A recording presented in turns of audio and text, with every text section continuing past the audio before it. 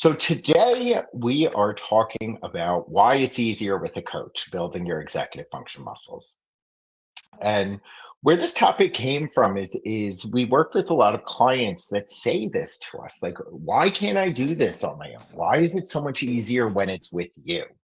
And why we really wanted to tackle this is to really like destigmatize this aspect of getting help. And to destigmatize it, we wanted to break down the actual like science behind the reasoning behind why it is easier with someone else.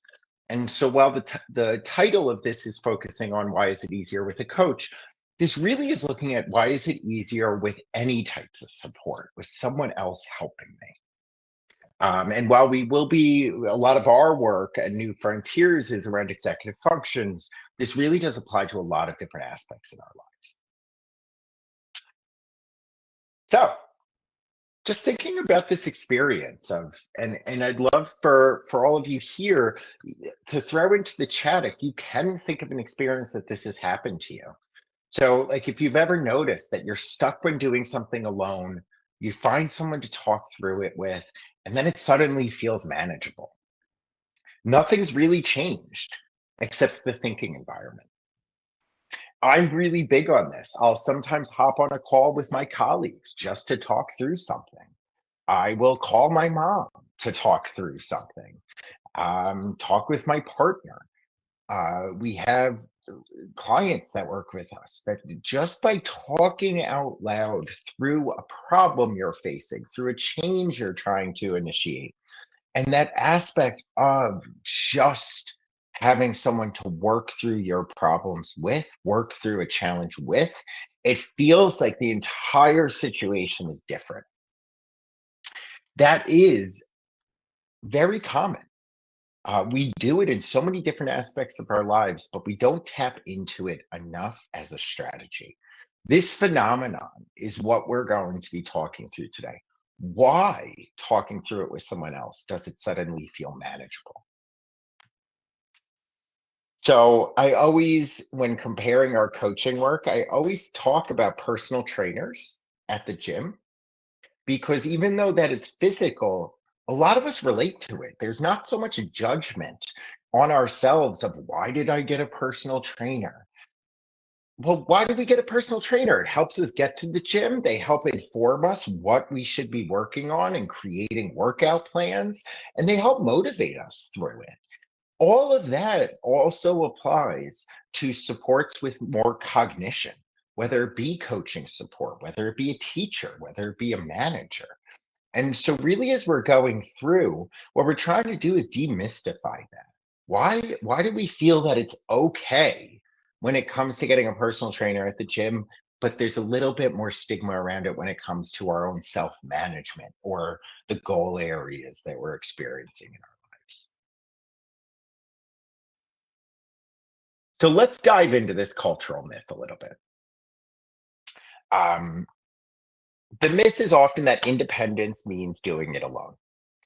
And what's wrong with this is it really is almost a paradox where I should be able to do this on my own. So I keep trying to do it on my own, but it's not working. And so I can't get independent. I can't move towards independence.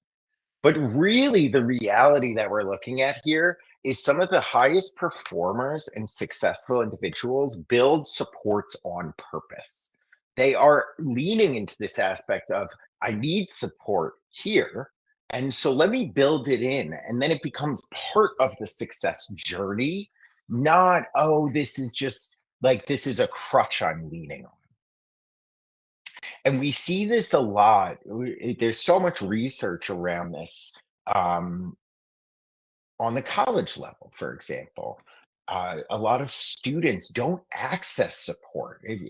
Using this example of, like, we'll use two examples. So with students, the ones that go to extra help, the ones that go to office hours, they tend to be the ones that need it the least, but they're the most successful. The ones that are engaging, professionals engaging with managers, engaging with leaders in their organization, they are the most successful ones. They need the support the least, but they access it the most. And that's not just a coincidence. So why is it easier? And this is where we're going to dive into the bulk of what we'll be talking about today. And it really comes down to three main areas. It's easier with others because the support helps with creating clarity, capacity, and consistency. Within the realm of new frontiers in our coach, excuse me, we've created parallels to this structure of our three pillars of coaching. And we talk about metacognition, understanding how our brain works, problem solving and strategy development, and accountability. And so these are three pillars within our coaching, and they line up with these three aspects of why things are easier with others. And we're going to dive into this clarity, capacity, and consistency. And so I'm sharing this over to share that this informs how we coach, but it's not necessary for just coaching. We can look for other realms to create clarity, capacity, and consistency in our lives. So let's start off by diving into clarity. And so, why does our thinking get foggy? Why do we need clarity? So, when we're overwhelmed, when we're doing something new, something novel, something different, when we're exploring the unknown, learning new skills, our brains can get overwhelmed and then it speeds up. We start acting quicker, thinking less strategically. Our focus narrows. We begin to react more emotionally. And then our bodies start kicking into this little fight or flight response where we try to avoid discomfort. And so we got a little foggy brain going on. But what's happening is the prefrontal cortex is getting under stress. And our prefrontal cortex is where a lot of executive functions live. And so this is our prefrontal cortex is where our brain is handling things like planning, sequencing, decision making, problem solving. And so when we're stressed, this system starts getting noisy. And when we're alone, it's hard to capture that this is happening, pause and stop. So our thinking becomes very fast and invisible. There's less strategic thinking. There's more of just trying to get out of this discomfort. Let me get stable again. And this is where overwhelm grows. When we need this part of the brain the most, it starts getting taxed and overwhelmed, and we're not able to tap into it as readily. So, what support is doing when it comes to clarity is it's helping slow down thinking, organizing our thinking, and it helps name what's happening. So clarity is replacing this fog because our brains can go like 30,000 miles a minute. But when you're working with someone or someone is supporting you, we're taking those 30,000 thoughts in a minute and we're slowing it down through questioning. So when someone, coach, parent, teacher, loved one, whoever, when they are asking good questions, when they reflect back what they're hearing, when they help break things down for you, they're helping you slow down your brain processing and they're helping externalize these executive functions. So I've worked with a lot of clients where I can see this happening. They have it on their face. They're starting to get foggy thinking and they're just acting haphazardly. And as simple as a question of, okay, what is the best next step? Helps slow down this whole process and brings clarity to the situation. Whereas if they were on their own, they start flailing. One very clear example I've had working with a student on a paper, and they're very flustered. They don't even know where to begin. And I see them start and they just start writing. I'm like, well, hold on, what did we do last time we had to write a paper? What worked for us last time? And their response was, well, I outlined. And I would say, okay, do you think we should outline this time? Just pausing to create that space. The student then was like, yeah, you're right. That is the best first step. But on their own, they would have just jumped right in. In work environments, I've worked with adults. We've worked with adults where sometimes as simple as, okay, is this going to be a chaotic week? How do we best set ourselves up to navigate this week? Just slowing down their thinking. They're like, oh, I should make a plan. I should write down everything onto a to-do list. What we're doing is helping slow down the thinking so that they can actually strategize again. And so what's happening is when you have support, you're able to better identify that chaotic, irrational, very reactionary thinking, and then tap back into our strategic parts of our brain. So what's happening is when we're under that little bit of stress, when that fog starts coming in, we kick into autopilot. You're not being strategic about things, you're just doing. Less thinking, and you're just jumping into doing. And you're on the autopilot. And what support is helping us do is shift this back over to putting our hands back on the wheel, taking control again, and being more strategic. It's creating that pause to be strategic. So that's why it feels easier when you're working with someone else. It's not that you can't do things, you can't do the task, and you can't do it well. It's more that you're thinking, um, when you're working with someone else, they're helping you structure your thoughts and make your thinking visible, making the strategy visible. It's tapping into something that's already in your head. But in this case, what's happening is we're just helping you slow down to access it. And in a lot of these cases, I will talk about supports helping you. But what we'll wrap up with a little bit here is ways that you could do this even without support. It's harder, but it is still possible. The big thing when we're dealing with clarity here is how do we know we're on autopilot, not being strategic, and we're just kind of surviving and treading water? And how do we then tap back into more of that strategic, really smart parts of our brain that can tackle these problems in an efficient way? I always like to encourage any questions, feel free to use either the chat or the Q&A function. So now moving on to this second realm, looking into capacity. So what is the real problem when and what are we talking about when we talk about capacity? So with capacity, what we're looking at is most struggle in a lot of areas when we're not talking about clarity, when we're talking about our ability to solve problems. It's not laziness, it's not these character flaws, it's not motivation. Often struggle comes from skill gaps, not knowing the best way to do something. So when something isn't working, people often will go to assuming things like, I just need more discipline. When really the question and the problem that we should be trying to address is what skill is missing? What is inefficient about this strategy or approach that could be made better? So if you don't know where that skill gap is, you can't build the skill to solve the real problem.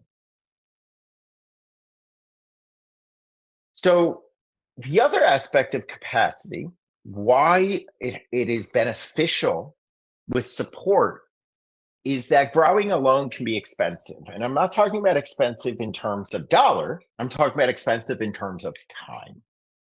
Our time is getting wasted.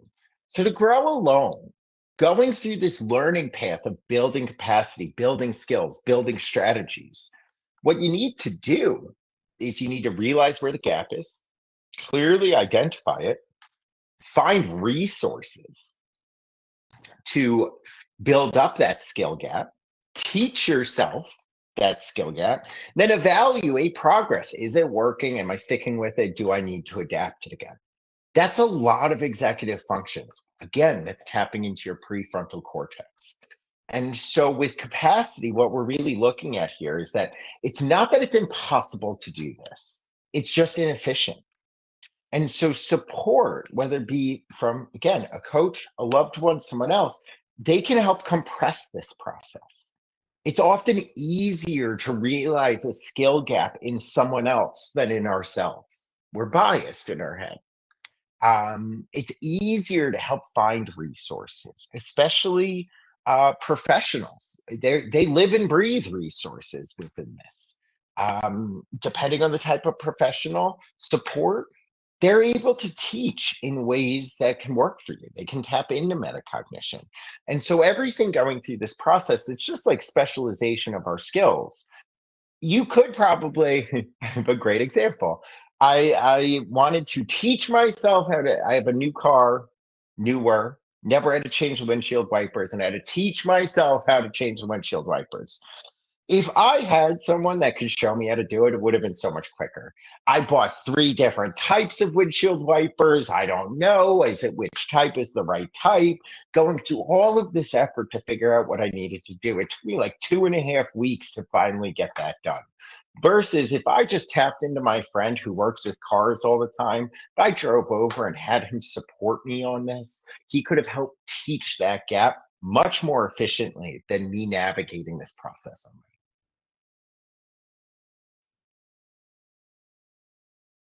So, with capacity, what is support really doing? So, support is this external resource that is helping spot the gap, names the skills to work on, modeling what does using this skill look like, guiding the practice, helping give feedback in the moment. Hey, why don't you try this? Why don't we adapt it this way? And helping fade that support over time. That fading of support over time is when in this kind of learning sciences realm, what we call scaffolding. Just like you have scaffolding when you're building up a building, you slowly remove the scaffolding as more of the building gets built. And with this, this is not doing it for someone. It's helping guide. Support is guiding through the learning process so the brain doesn't wander through confusion at first. And so the support here is accelerating our capacity development, learning these skills, knowing what skills should take top priority to work on, what strategies we need to build. So high performers aren't just brute forcing growth. They're not just teaching everything to themselves. They're not learning everything on themselves. They're building this support strategically to help build up their own capacity in a strategic way, strategic and efficient way. So a little bit more on scaffolding. Healthy scaffolding is focusing on support that fades as skills grow. And so this is helping build up capacity with a slow transfer of ownership, and the scaffolding reduces over time. So as the skill really gets developed and learned, which is going to be the perfect segue into our last piece to this, you pull back the scaffolding to allow for independent follow through. Whereas more dependence building scaffolding is support that replaces a skill. You become the strategy instead of the scaffolding.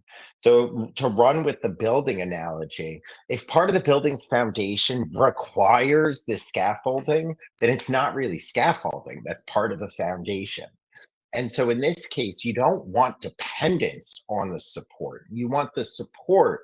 You don't want to keep this control external. You don't want scaffolding that leads to a dependence because it's avoiding discomfort.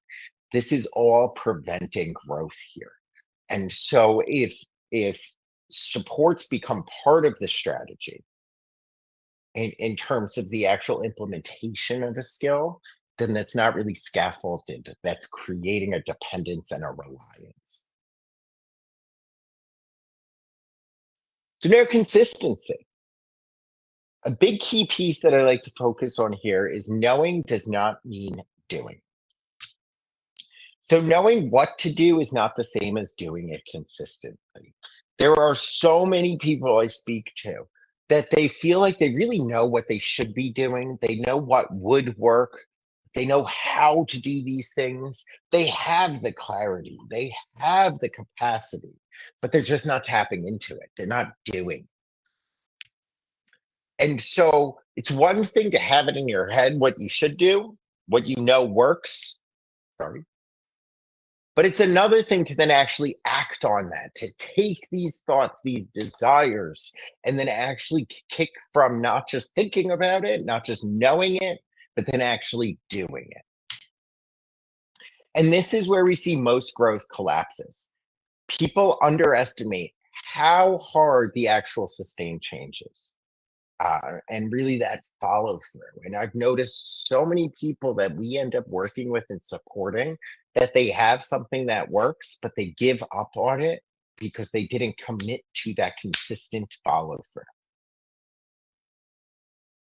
So, one other aspect of consistency, why does this happen without support? Um, and we're going to talk a little bit about the brain's default here. So, growth and change feel uncomfortable. That uncomfort and this discomfort there is interpreted by the brain as danger. It's the unknown. It's not predictable. And the way our brains are wired is to like this predictability. And so what happens when we're feeling this danger and this discomfort is our brains nudge us back towards what's easy. Doesn't mean it's the best way, but what feels easiest, what feels most familiar, old habits, old approaches. So the brain prefers these familiar patterns. It feels like it takes less effort. Your brain is preferring this immediate comfort. It's not thinking about 2 years from now. The brain prefers and is wired to look for low effort and these quick rewards. And so when we're really looking for change, we're trying to go against what our brain's gut instinct is, what it feels like is the most efficient thing to do, even if it leads to a worse outcome. So our brain is looking for the easy path, when oftentimes the hard path will eventually become the easier path. But how do we make that hard path into the easy path? And I've done presentations on this, but what we're really looking for is change does require the harder path. So how do we access that harder path? And here's the key. It's only harder at first. The more you go along the harder path, the easier it becomes. So what support protects when we're looking at consistency here? So support is protecting the effort that we put in, the momentum that we're building. It helps us once we know these new habits are going to benefit us, it helps us give time for those to develop. And it supports the follow through. How do you know if a strategy is going to work? If you're not consistent, it's just like working out at the gym. If people, I've never worked out before and I go to the gym, oh my God, I don't see changes in my body. Let me give up on that. So consistency, and this is a really key point, beats motivation. And so what we're looking at is this accountability from supports. It's not surveillance. It's not Big Brother. It's protection to help you get out of your own way, to help you and your brain get out of its own way. It keeps these new neural pathways developing long enough to stabilize. And what do we mean by stabilize? And I didn't put this imagery up here, but I often talk about, think about pathways in the woods. So there might be an existing pathway, but maybe there's a quicker route. But the first time you walk down that quick route, there's a lot of brush, there's a lot of trees and things like in the way. But if you continue to walk down that pathway, you clear it out a little bit, and you continue to access that, you might get an easier pathway built over time. That's what's happening in our brain with neural pathways. New strategies, new approaches. The reason why they're harder is these are new neural pathways that are firing through our brain. And the reason why our brain continues to try to go to the old way, to the status quo, is those are already carved out, but they're not the most efficient and effective means to getting to where we're trying to go. So I like to use this analogy or this metaphor of looking at a high jump. And oftentimes people sit there and you're looking up and you're like, I need more motivation. But really, the motivation is fleeting. And where consistency comes in is the more consistently you do something that works, a strategy, an approach, it's almost as if you're lowering this bar. And so instead of relying on motivation by being consistent with new strategies, you're making it easier for your brain each and every time. So that that actually becomes the preferred neural pathway, the preferred approach. But at first, it's all about getting over that hump. We often talk about routine setting, and routines are very interesting. They're really hard to do new routines at first. But after about once you get that 3 day marker, that's a good sign. Then you hit the 3 week marker, it's even easier. It's becoming second nature. Then once you hit the 3 month marker, you can't even imagine what it was like before you had that routine. That consistency and follow through, it's not just a routine is forming, it's actually accessing that routine is becoming easier and easier.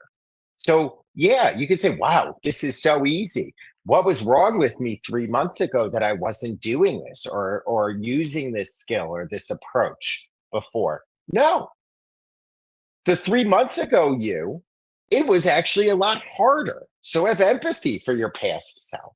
The current you is using a strategy that's actually a lot easier because your brain has practiced it. It's developed those neural pathways. And so high functioning people don't rely on this motivation. They rely on the structure and the consistency that makes that discipline easier to access. So support helps you not give up on yourself before you've gotten there. And this takes the form of even just simple things like accountability buddies. Just saying to someone, hey, I'm going to do this. That helps externalize this consistency to make it easier to follow through with things because now it's not just in your own head, it's out there.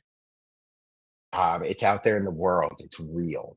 One example I always share is in coaching, when you don't follow through with something and you're on your own, you might have 30,000 excuses in your head that all sound really, really rational.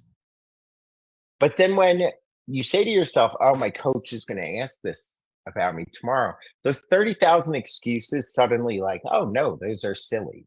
That is a way of support helping with this consistency. It's helping you get out of your own way, where all of those excuses totally make sense when they're in our own head. But when we think about having to talk to someone else about those excuses, suddenly they fall.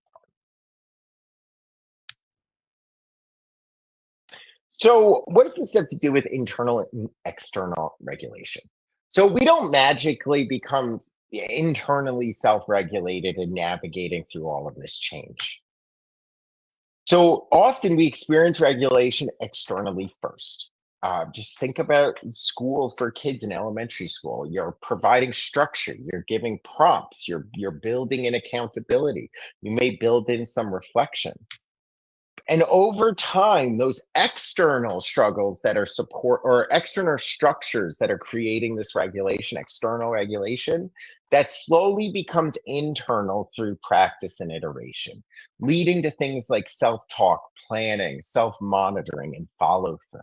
So when it's first external, that's like you're practicing it out in the world, and slowly through that experience, it builds up these internal regulation muscles. So support doesn't weaken this self-control, self-regulation, internal regulation. It's helping train it. So just to go back to the trainer at the gym example, you may not have a trainer at the gym forever. Most people often will get small batches. I'm going to do 10 sessions with a trainer, and then they go for a couple of months doing it on their own. But that first bit is a lot of let me try, let me work with a trainer to help bring some clarity to what I'm working on and what's getting in the way, fill in some of these skill gaps by building up my capacity, and then help me actually stay accountable with developing a routine. Once those are in place, Then people will often continue without a trainer for a couple of months. And then maybe something comes up again and they tap that trainer again. That's just like this support. It's not getting like, it's not weakening that self control. You're actually helping build it up to make it easier for you to run with independently. So the self-management growth, really just looking at these three realms of clarity, capacity, and consistency. When we have these in place, it builds up this momentum of moving forward. So what are ways to build this into your life? And these are going to be ways to do it independently, but these are also ways that supports can help you tap into these. So, to help with building clarity, think out loud, write down your thoughts, schedule reflection times, slow down decisions of do I need to decide this right now or can I think about it? These are all things that a coach does, that other supports do, that you could try to build in for yourself to make things a little bit easier. When it comes to building capacity, ask yourself what skill is missing. You can seek out modeling, YouTube videos. How are other people approaching this? Have people wrote about this on the internet, Reddit, things like this? Debrief attempts. So I tried something out, what worked, what didn't work, what could go better? Do I need to tap into learning some new skills, strategies, or approaches?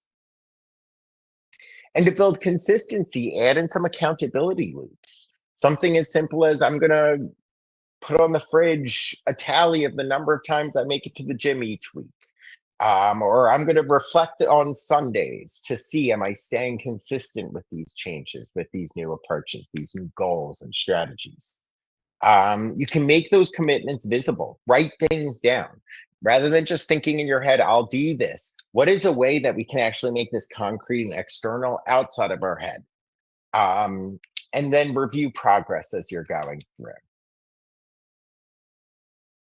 And the real question when it comes down to it is what are we working on? What are we struggling with? And then what level of support will actually help strengthen clarity, capacity, and consistency right now?